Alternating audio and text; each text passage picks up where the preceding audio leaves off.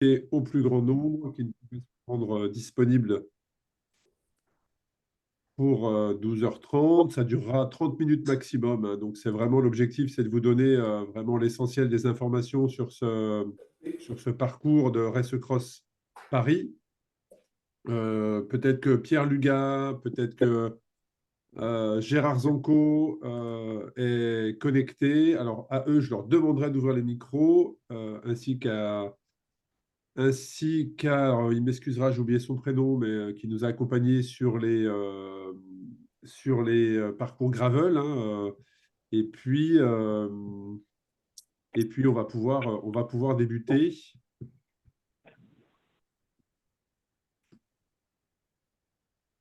Hop, je vais également partager mon écran, que je vous emmène sur les différents parcours. Donc, je précise, hein, vous avez actuellement sur le site, hein, Race Cross Série, et notamment Race Cross Paris, je vais me connecter également, des illustrations. Pourquoi on a fait ces illustrations? Puisque tout simplement, par le passé, en fait, on vous donnait les GPX très rapidement, et puis on s'est rendu compte qu'en fonction des retours des préfectures que l'on pouvait avoir, notamment dans la traversée de Paris, qui est soumis à d'énormes réglementations, il pouvait y avoir des écarts. Voilà, attendez, je m'excuse. Hop, hop, hop.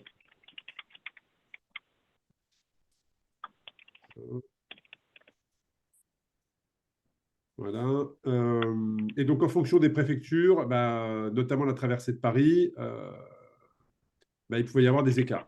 Donc là, on a préféré, depuis 2 ans maintenant, aller sur des illustrations, donc qui sont à 95% le parcours, hein, et de vous transmettre les GPX. Eh bien, une fois que les préfectures avec lesquelles on travaille nous donnent tous les accords, puisque je vous le rappelle, on déclare nos événements en préfecture pour tous nos événements, en canton quand c'est en Suisse, en fonction des organisations et de la réglementation dans chacun des pays. Et puis ensuite, on descend dans les mairies. Alors pour France notamment, on passe par le ministère des Sports parce qu'il y a plus de 19 départements. Et puis ensuite, le ministère des Sports donne un avis, donne une préconisation, ça descend au niveau des préfectures, ensuite ça redescend au niveau des mairies, et après on travaille avec justement tous les mairies pour une déviation qui est mise en place ce jour-là parce que c'est le marché, une portion de la route qui est refaite, et donc il faut dévier, un sens interdit qui a été positionné alors qu'il n'est pas encore comme ça sur nos plateformes. Donc voilà, il y a un vrai travail qui est fait, et donc c'est pour ça que les GPX vous ont communiqué au dernier moment, enfin au dernier moment, n'exagérons rien, on va dire entre 1 mois et 15 jours. Voilà, donc ça vous laisse largement le temps de tout uploader sur vos compteurs, mais c'est pour cette raison-là. Alors, je vais vous partager mon écran, ça sera beaucoup plus simple. Euh,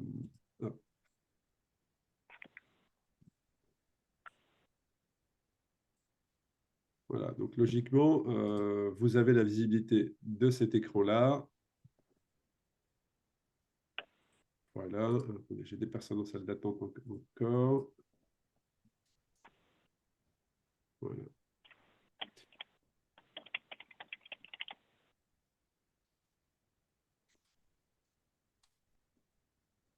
Alors là, vous avez le parcours.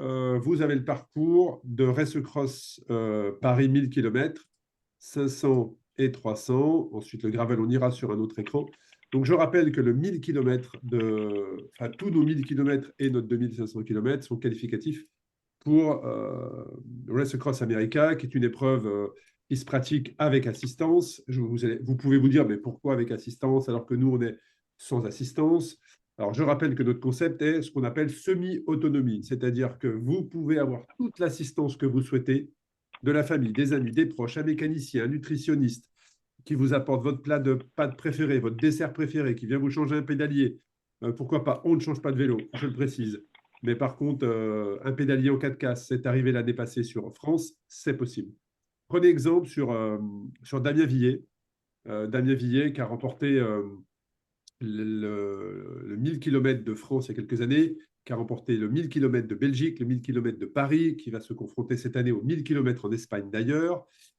Alors lui, il a une organisation qui est très simple, c'est que sa famille, et notamment sa compagne, apporte un véritable pit stop, c'est un véritable relais ravito de Formule 1, je ne sais pas comment on peut l'appeler, Et quand il arrive à la base de vie, lui se concentre que sur son repos et sa famille, son entourage, sa compagne, son focus sur son matériel. Et donc, son vélo est nettoyé, il repart avec un vélo qui est propre, avec des bidons qui sont pleins, une alimentation qui est prête.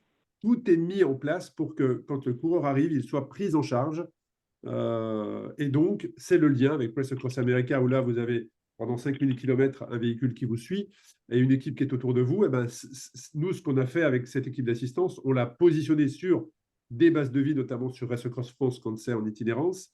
Mais là, en l'occurrence, à Chantilly, sur Race Across Paris, eh bien, vous pouvez rester sur cette base de vie et prendre en charge votre coureur avec une équipe si vous le souhaitez. Ma sœur, on l'a déjà vu, pourquoi pas, c'est possible. Voilà. Donc, le 1000 km, on va aller sur notre application Komoot tout à l'heure. Je rappelle également que là, on est sur Komoot, mais qu'on va basculer sur Strava et que prochainement, tous les liens seront sur Strava. On travaille même sur des segments qui porteraient notre nom. On avance dans ce sens-là. Le 500 km, le 300 km, le 200, le 100 en gravel, je le précise, et le 50 km. Alors, est-ce que je peux bouger cette petite barre-là? Voilà, c'est parfait. Je vais donc aller sur l'application où on travaille actuellement avec les GPX. Donc, j'ai une grande reconnaissance avec toutes les personnes qui nous accompagnent sur la réalisation des parcours. Hein. Je l'avais déjà dit sur un live précédent, mais j'ai une douzaine de personnes qui m'accompagnent aujourd'hui en Europe, mais au Québec également, en Amérique du Nord, sur les parcours. Donc, hop, voilà, je vais le mettre là. Donc, c'est un grand merci à eux parce que sans ces relais en local, il ne serait compliqué de tout faire, hein, mais on le faisait par le passé, c'est-à-dire qu'on traçait et on faisait des reconnaissances, mais là, on a quand même 7 événements cette année, fois un certain nombre d'épreuves par événement, donc vous imaginez bien que ça est devenu compliqué, et donc on a constitué cette équipe de personnes qui nous accompagnent en physique, sur place, et qui proposent, mais aussi qui vont reconnaître en fonction de nous, là où on aimerait passer. Et c'est comme ça que se sont tracés des parcours. Alors, on peut descendre. Hein, je vais aller sur le 1000 km. Hein, je le rappelle cette année. Particularité également, le 1000 km, ça sera deux boucles de 500 km et non pas, comme par le passé, 500 et puis ensuite 200 et 300. Mais là, la demande était faite par les participants de cette envie de se challenger encore un peu plus, par du principe que sur le 1000 km, ce sont des gens qui ont de l'expérience. Et donc, on aura une première boucle de 500 km qui a été tracée par Gérard Zanco. Alors, je ne sais pas si Gérard est connecté, mais s'il est connecté, je veux bien qu'il ouvre son micro et qu'il prenne la parole. Je suis là. Ah ben parfait, Gérard, super. Merci à toi d'être connecté. Alors, je te laisse nous expliquer un petit peu justement comment tu as tracé cette boucle. Alors, cette boucle, tu nous avais sollicité pour deux boucles de 500, donc une plus sur l'ouest et une plus sur l'est. Donc, je me suis occupé de l'ouest. Alors, personnellement, je suis parisien, je suis né à Paris et je fais du vélo taf depuis 40 ans en région parisienne. Donc, je connais pas mal les routes. Donc, j'ai prévu effectivement tout de suite en partant de Chantilly d'aller sur Senlis pour passer au pied un peu de pavé. Alors moi, je suis pas du tout gravel, hein. Donc ma trace, en principe, je l'ai repéré, il n'y a pas de gravel, Non, non, les full route, tout à fait. pas vraiment de la route. Je suis pas un adepte, je ne suis pas encore mis au gravel. Donc, pour moi, quand on fait une trace route, je fais route. Donc ensuite, sur Senlis, on va passer dans mon Val d'Oise que je connais bien. Donc on va prendre des petites routes. La partie urbanisée, on arrivera sur le lac d'Anguin. Sinon, tout ce qui est précédent, c'est beaucoup des belles pistes cyclables et un peu en forêt, donc la forêt de Montmorency, avec le sommet, comme ça, en arrivant en haut, on voit la tour Eiffel. Oui, cette boucle, c'est celle qui part la première, c'est ça, C'est Arnaud? ça, tout à fait, c'est la première, effectivement. C'est très bien parce que comme ça, on va passer des paris un peu dans la nuit, ça sera plus sympa. Exactement, ouais. Donc là, j'ai prévu de passer dans Paris, sur les quais. Alors, je longe pas mal la Seine, même. Donc, il y a déjà toute cette boucle, Gérard. Hein. C'est-à-dire, effectivement, alors, attends, tac, tac, tac. Oui, c'est ça. On part sur le nord. Et puis ensuite, il y a quand même. Donc, il y a un passage qui se fait à Rouen. On passe à Chartres également. Donc, on passe à Évreux. Donc, il y a quand même des belles villes Voilà. devant des belles cathédrales, notamment, devant lesquelles vous allez passer. Alors, j'ai positionné aussi Chartres parce que Exactement, qui se situe par ici. Ouais. de temps en temps. Effectivement, la Charte est positionnée sur une colline et c'est pavé. Le centre-ville est très, très sympa parce qu'il y avait pas mal de participants effectivement qui me disaient on visite pas assez des endroits un peu du patrimoine français. Donc j'en ai pointé quelques-uns. J'ai apporté quelques corrections hein, sur celle-ci parce qu'il y a des endroits qui n'étaient pas bons. Et Bien si sûr. Rouen aussi, Évreux, Dreux, Rouen, Forges-les-Eaux. Et on termine par Beauvais, on descendra par le Val d'Oise pour rejoindre l'Oise, le coin de Chantilly. Voilà. Et donc, il y a ce passage qui est fait dans Paris. Alors, je rappelle, hein, Paris, on a quand même une contrainte. Enfin, on est obligé de respecter vraiment à la lettre la préconisation qui est faite par les préfectures. Donc, ce passage dans Paris va être soumis à la préfecture. Oui. Et en fonction bah, des réponses, mais on les connaît plus ou moins, parce que ça fait quand même, c'est la 4e édition de Race Cross Paris. Il y a quand même des endroits sur lesquels, malgré le fait qu'il y ait des pistes cyclables, on ne nous autorise pas à passer, mais en tout cas, on a toujours pu passer sous la Tour Eiffel les années passées. Donc, voilà, on s'efforcera de passer devant les plus beaux monuments comme on l'a fait les années précédentes. Et c'est ce qui fait aussi cette force de cette épreuve, c'est que vous allez passer d'une cathédrale à une autre, tout en ayant à un moment donné traversé Paris, mais aussi, on le verra sur la seconde boucle, celle qui va vous emmener à la frontière belge dans les Ardennes. Donc, c'est ça aussi la notion de voyage de cette épreuve. Alors, pour la région parisienne, effectivement, Madame Hidalgo met tout en œuvre pour le vélo. J'ai privilégié quand même des nouvelles pistes cyclables qui ont été créées pour les Jeux le long de la Seine, justement, qui sont toutes neuves, qui sont très belles. Et justement, elles sont aux nouvelles normes. Quoi. Voilà, elles sont assez sympas entre Enghien et le centre de Paris. Super, Voilà. parfait. Et, Eh ben, de toute façon, effectivement, donc la trace que je vous montre là, comme l'a dit Gérard, hein, il y a des petits ajustements qui sont faits en fonction bah, de la reconnaissance. Hein. C'est vrai qu'on la fasse sur Paris, en Belgique, en Suisse, un peu partout dans nos épreuves, rien ne vaut une reconnaissance, parce que c'est jamais inutile d'aller reconnaître le terrain. Parfois, on se rend compte qu'on a tracé une route et puis en la roulant, bah, on se rend compte que la petite route en contrebas, bah, elle est bien plus belle, elle offre un point de vue qui est bien plus beau. Et à ce moment-là, on fait cette petite modif. Donc, rien ne vaut la reconnaissance, bah, notamment qu'a réalisé Gérard sur ses parcours pour faire ces petits ajustements. voilà. Donc voilà. Eh ben, parfait. Un grand merci, Gérard, pour ton support, pour ton aide sur cette boucle. On est passé, Euh, donc, effectivement, je prends la peine d'essayer de faire au moins une boucle sympa. Tous. Non, non, Gérard, je le précise, hein, qui a participé à tous nos événements l'année passée, puisque je me souviens l'avoir vu à Québec, Ouais. au départ et à l'arrivée, bien évidemment. Donc, un grand merci pour ton support, Gérard, sur cette boucle-là. Et puis, bah, je te dis, écoute, à bientôt. On aura l'occasion de se recroiser. Cette deuxième boucle de gravel, donc deuxième boucle de gravel, pardon, cette deuxième boucle de 1600 km sur Race Cross Paris, elle, voilà, c'est cette courbe bleue qui va vous amener à la frontière belge, dans les Ardennes. On s'est posé la question, l'année passée, on avait été voir la mer.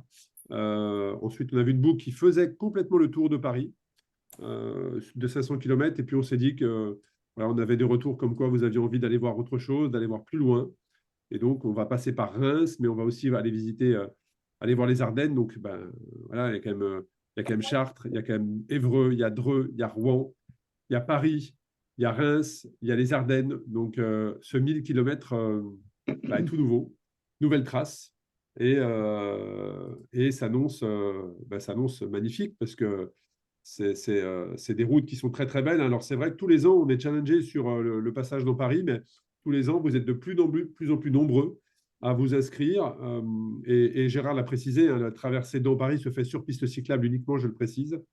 Il y aura peut-être de la circulation, mais vous serez toujours sur une piste cyclable qui sera dans Paris, séparée.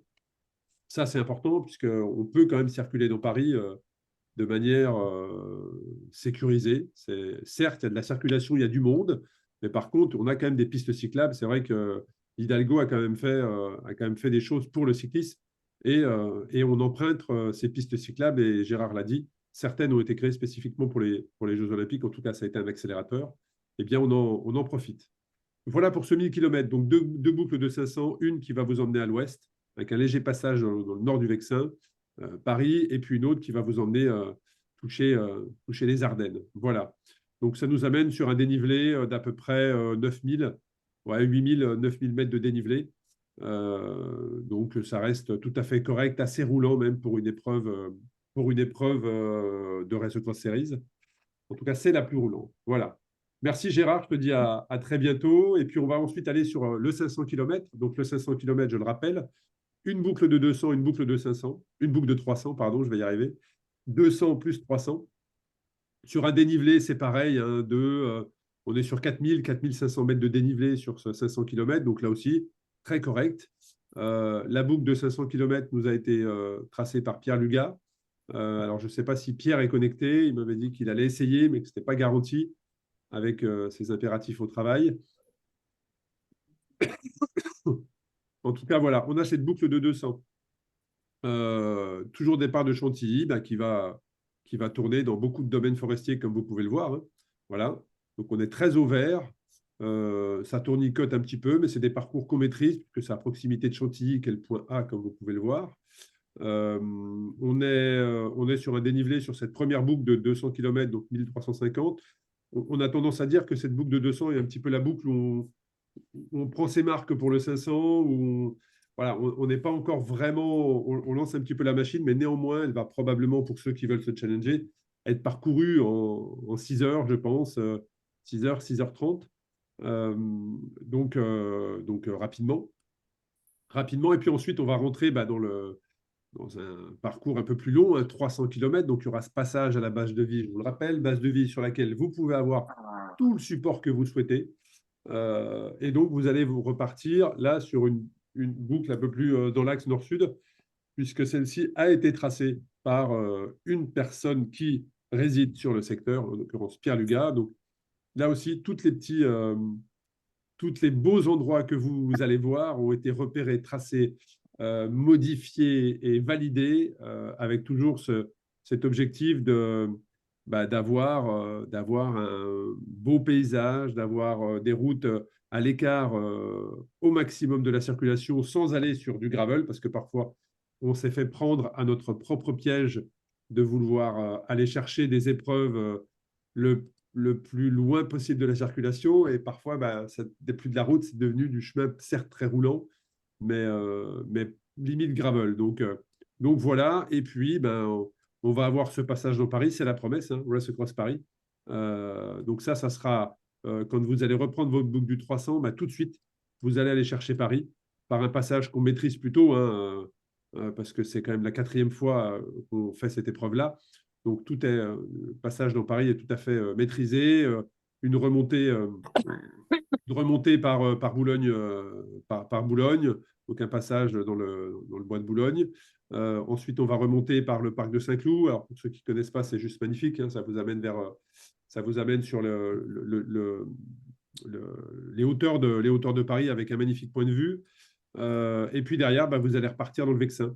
Alors, ceux qui ne connaissent pas le Vexin, vous allez découvrir le parc national régional du Vexin, qui est tout simplement magnifique.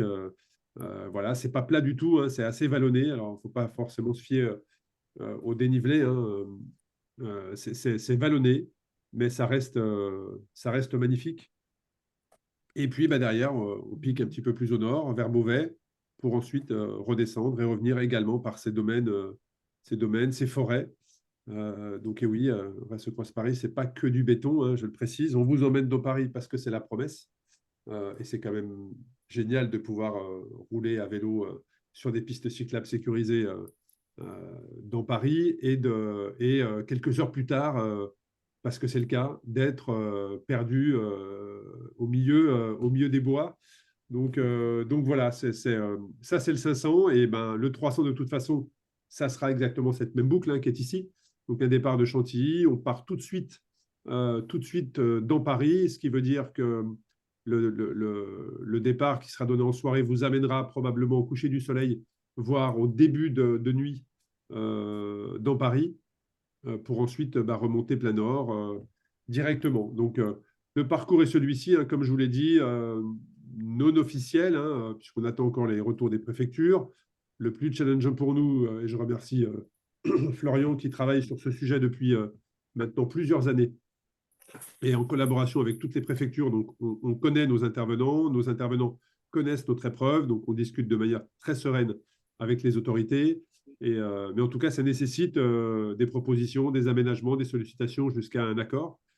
C'est pour ça que le GPX, pour ceux qui nous rejoignent en cours et qui n'étaient pas là au début, ne vous sera fourni qu'une fois qu'on aura tous les accords, mais probablement entre 15 jours et un mois avant l'événement. Donc voilà les événements de Race Cross Paris sur le format 1500 et 300 km, donc qui sont de la route. Voilà, et ça donne ça si on mixe tous les parcours. Donc une première boucle de 500 qui va ici pour le 1000, une deuxième boucle de 500 qui va de l'autre côté à nouveau pour le 1000. Donc vous allez vraiment, si on dézoome, ça vous fait quand même un bon parcours en France quand même, hein, en un week-end. Le 200 sera la petite boucle qui est là.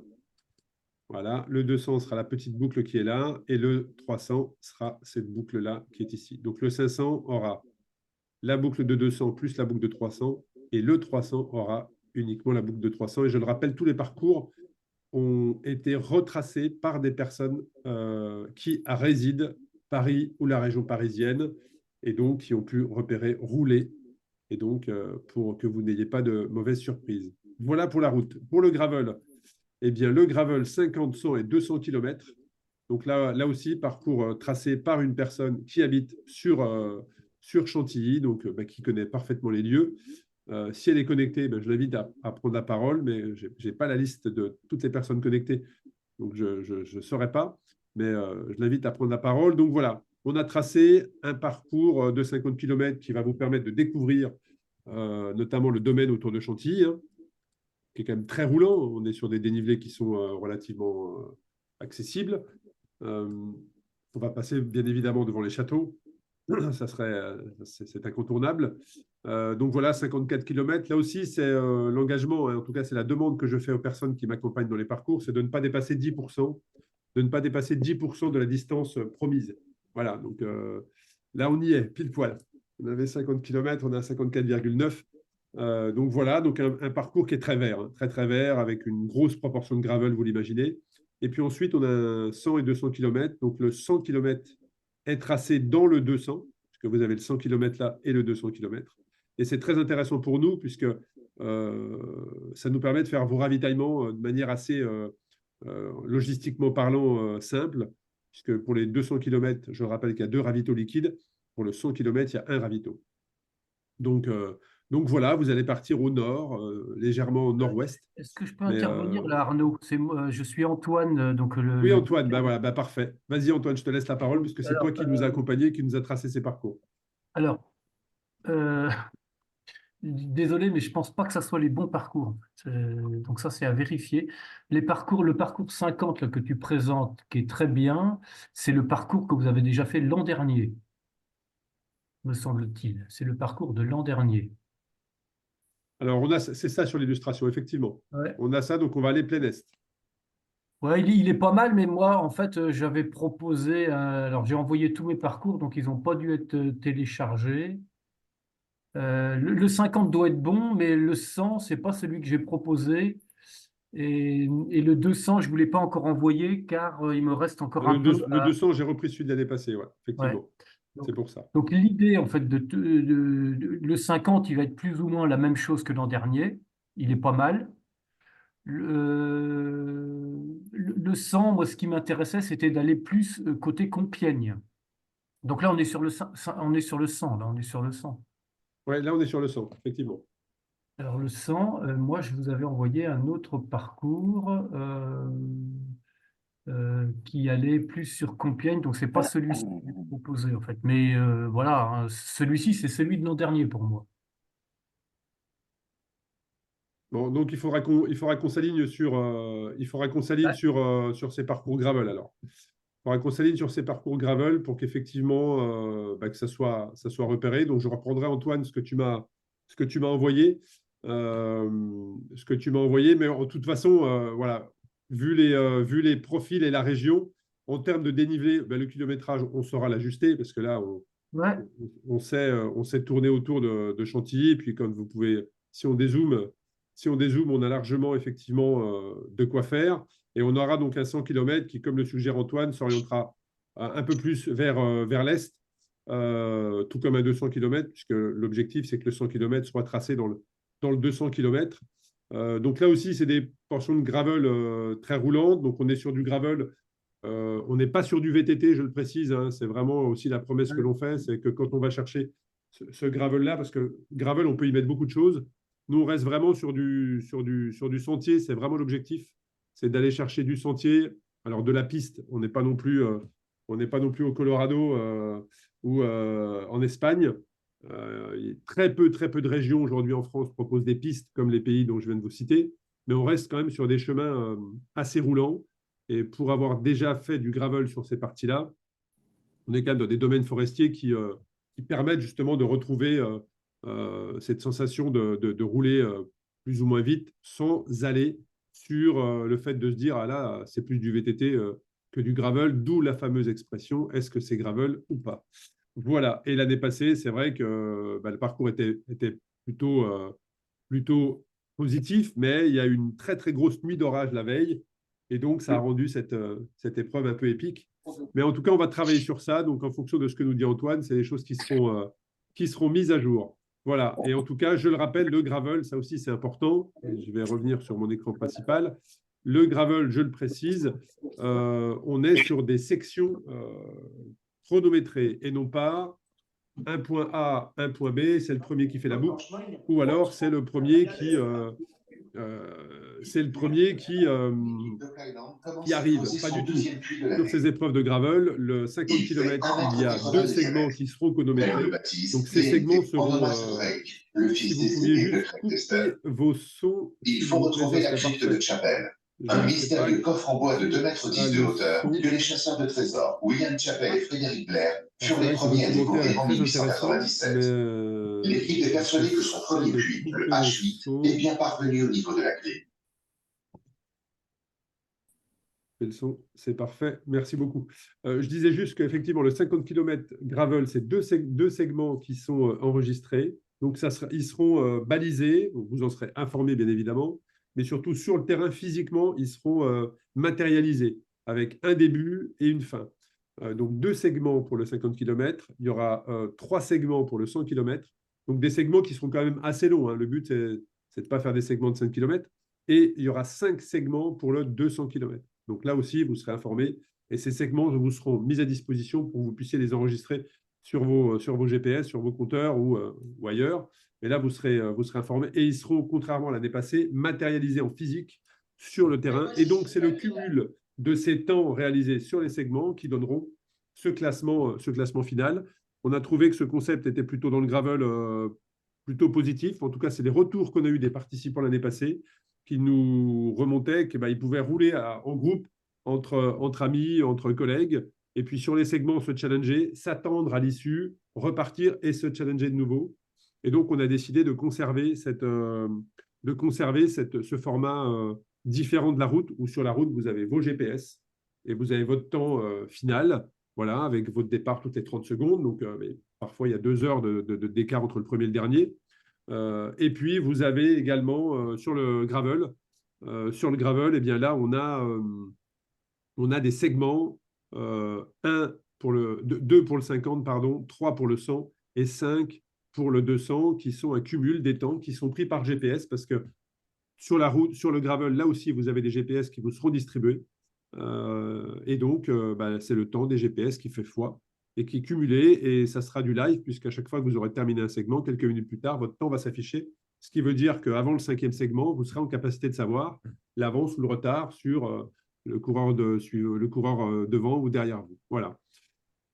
Voilà ce que je peux vous dire. La règle sommeil va également s'appliquer sur le 500 km à Paris. Je le rappelle, on sort des parcours, mais c'est important. On vous communiquera aussi sur la fin d'année quelle est la durée d'arrêt sur le 500 km, puisqu'on est sur 40 heures, donc elle sera très faible, mais il y aura une garantie d'arrêt quand même, alors que la règle sommeil est de 36 heures pour le 1000 et le 2500 sur Race Cross France. Voilà.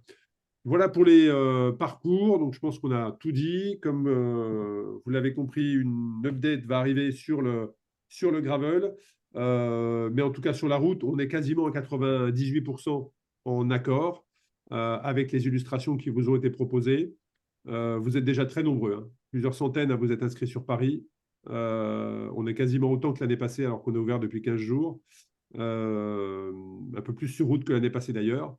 Nous, on est ravis, puisqu'on a, je me répète à chaque fois, mais c'est vrai qu'on travaille en continu pour optimiser votre expérience. En tout cas, voilà, vous avez l'adresse contact@race-ecross.com si vous avez des questions. Passez bien par ce canal, je le répète, mais n'allez pas sur Messenger, n'allez pas sur Facebook, n'allez pas sur Instagram. Si vous avez des questions, notre flux, notre canal pour avoir des questions à vos réponses, c'est l'adresse contact. Elle est sur le site contact@race-ecross.com. Et puis, il ne me reste plus qu'à vous dire merci. Je vous souhaite d'être de plus en plus nombreux sur nos événements, qu'on puisse améliorer de mieux en mieux votre expérience, prendre vos retours, améliorer l'événement. Et puis, le prochain live sera consacré à un autre événement, puisque à compter d'aujourd'hui jusqu'à la fin d'année, eh bien, vous allez avoir un live avec les personnes qui nous ont accompagnés à tracer des parcours. Donc, que ce soit Mathieu en Espagne, que ce soit Nathalie et Fabien en Suisse, que ce soit Jessie et David au Québec, ou Daniel et Ludovic en Belgique, mais aussi Pascal Bride sur France. Ces personnes-là interviendront à mes côtés ou même parfois seules pour vous partager les spécificités du parcours. Voilà, en tout cas, un grand merci et je vous dis à très bientôt et surtout merci pour votre fidélité.